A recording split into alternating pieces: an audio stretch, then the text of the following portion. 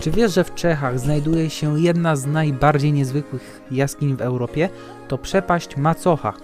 Ogromny lej krasowy o głębokości ponad 130 metrów. Część rozległego systemu jaskiń morawskiego krasu. Trasa turystyczna prowadzi przez jaskinię Punkewni, czyli podziemne korytarze, którymi płynie rzeka Punkewa. Część drogi pokonasz pieszo, a część łodzią po podziemnej rzece. Po drodze zobaczysz bajkowe stalaktyty i stalagmity formowane przez naturę przez tysiące lat, a kiedy dotrzesz na dno przepaści Macocha, możesz spojrzeć w górę. Widok jest absolutnie niesamowity.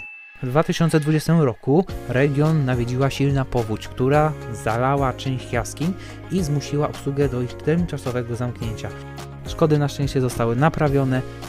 Dziś wszystko wróciło do normy, a jaskinia znowu zachwyca odwiedzających.